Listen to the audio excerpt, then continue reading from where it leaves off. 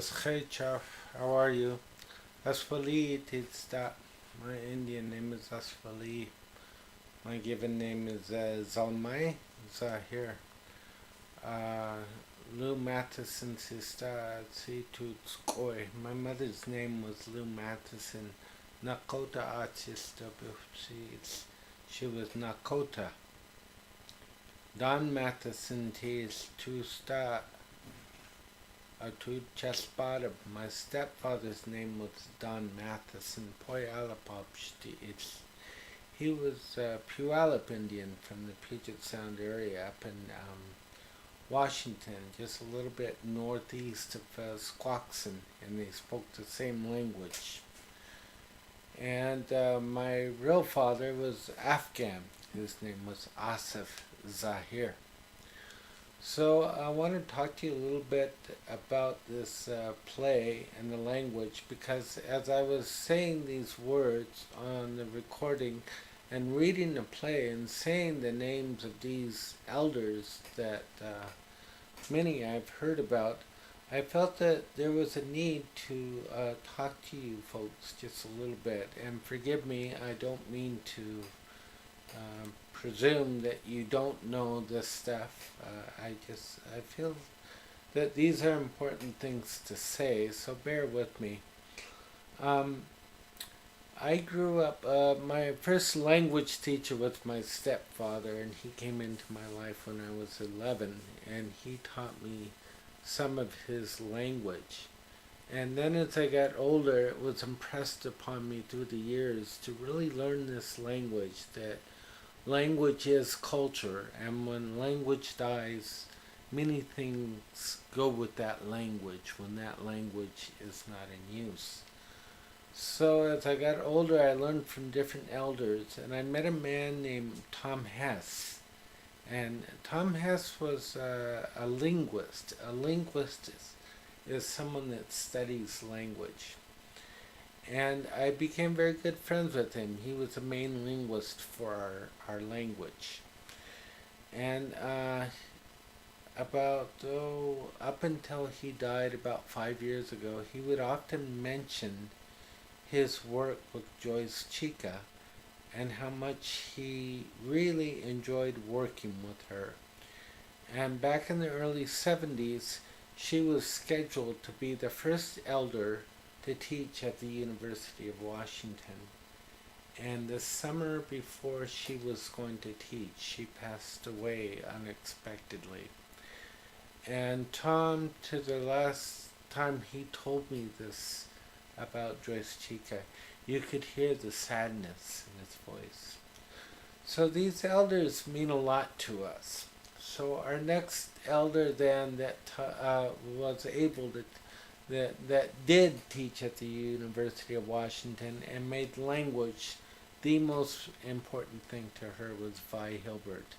And Vi Hilbert was my elder. So when she passed away, and then Tom Hess passed away within 6 or 8 months, 5 years ago, it became very clear that we needed a new person to be the linguist of Lushootseed.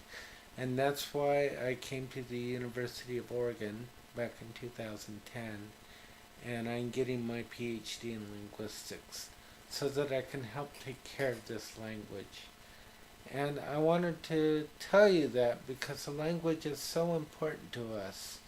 And you can look at other videos online of me and me and my student Cassie having a lot of fun with the language because we enjoy having fun. We all do. We enjoy laughing. And yet it's so important to us. And the elders, some of the elders that I heard mentioned in the play, such as Mud Bay Sam, I know that sounds like a funny name, and it's a curious name. But what happened in that area around Mud Bay Sam's era is oftentimes people would get a nickname that associated them with the place that they lived. And Mud Bay Sam lived on an inlet that I used to live on before I moved down here. I worked for the Squaxins from 2009 to 2010. and I lived on the inlet called Mud Bay. And it's well named because it's this beautiful inlet of Puget Sound. And when the tide goes out can vary 16 feet between high and low tide. When the tide goes out, it turns into this great big mud bay, and there's a little creek that runs down the bay. And you can't walk on it. You could look at it. That's about all you can do. And it's very peculiar in Puget Sound. It's one of the only inlets that's like that.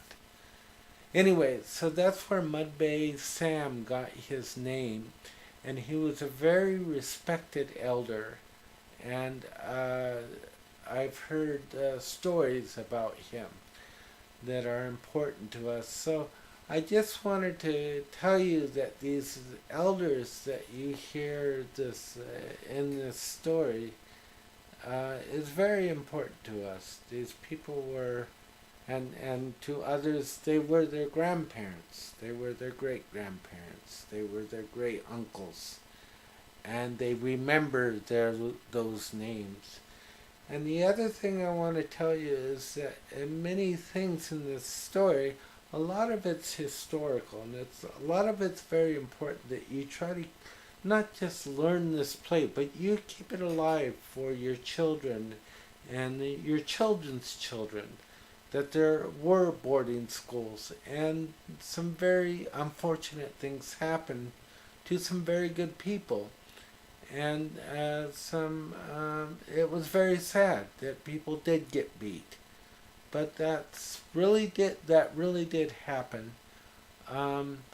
But also, I want you to look at this play and realize that there are teachings in this play.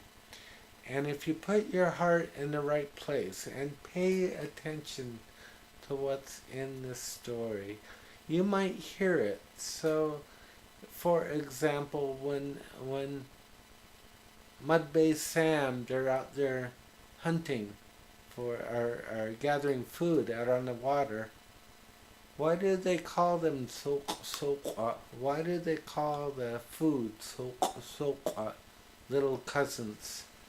Little cousins, that also means little brothers and sisters. And why does he say Okolchas? Okolchas. We're camping here. We are camping here. What does that mean? Does that mean they were physically camping somewhere? Or is that a metaphor for something? So these are things that you can hear, their teachings in this story that are very beautiful. They talk about our culture, and there are other things that you can gather from this. And so I just wanted to impress that upon you, kind of tell you a little bit about this play, the culture that this play is about. It's a very beautiful culture and a very beautiful language. And thank goodness that today I can say that it's starting to get revitalized, the language is, and people are now beginning to speak it in their homes again. And it's been a long time since that's really occurred. So thank you, and I'll stop here. Have a good day, and good luck on your play. I'm looking forward to hearing how it goes, and if possible, I'd love to see a recording of your performance. Thank you. Oi.